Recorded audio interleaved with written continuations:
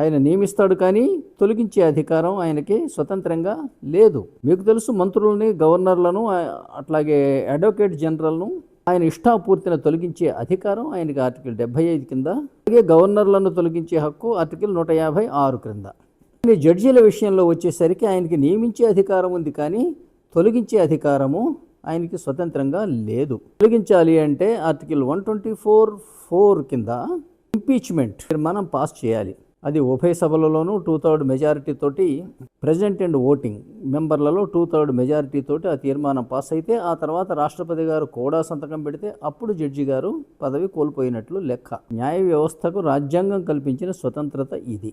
మనకున్న ఒక తప్పుడు భావన ఉన్నది, పార్లమెంట్లో పాస్ అయితే రాష్ట్రపతి ఆమోదించి తీరాలి, ఆయన రబ్బర్ స్టాంపే అని. ఇది తప్పు భావన.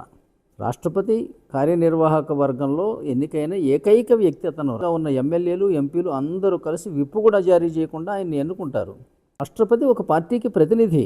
ఆయన మంత్రివర్గం కానీ, ఆయన పార్టీ పార్లమెంటు మెంబర్లు కానీ, అట్లాగే రాష్ట్రాలలో ఆయన నియమించిన గవర్నర్లు, ఆయన పార్టీకి సంబంధించిన ఎమ్మెల్యేలు, ఎమ్మెల్సీలు, అది అధికార పక్షం అంటే.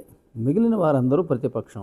కనీసం ఈ పరిజ్ఞానం లేకుండా భారతదేశంలో అన్ని వ్యవస్థలకు కూడా, అధికార పక్షానికి, ప్రతిపక్షానికి, న్యాయ వ్యవస్థకి, పత్రికా రంగానికి, మేధావులకి, ఎవరికి కూడా ఈ అధికార పక్షం అంటే ఏమిటో తెలియట్లేదు, ప్రతిపక్షం అంటే ఏమిటో తెలియట్లేదు, ప్రజాస్వామ్యం అంటే ఏమిటో తెలియట్లేదు. ప్రజాస్వామ్యం అంటే చట్ట వ్యవస్థ వేరు, కార్యనిర్వాహక వ్యవస్థ వేరువేరుగా ఉండాలి. చట్ట వ్యవస్థలో మెజారిటీ ఉన్నవాడు చెప్పినట్టు కార్యనిర్వాహక వ్యవస్థ వినాలి అంటే ఇంకా కార్యనిర్వాహక వ్యవస్థ లేనట్టే, అంటే మీ ప్రత్యర్థి లేనట్టు. ఇది రాచరికం. మెజారిటీ ఉన్నవాడు ఇష్టం వచ్చిన బిల్లు పాస్ చేస్తాడు, ఇష్టం వచ్చినట్టుగా పరిపాలన కూడా చేస్తాడు. ఇది రాచరిక వ్యవస్థ. ఇది ప్రజాస్వామ్య విధానం, ఇది కాదు. ఉదాహరణకు అమెరికా.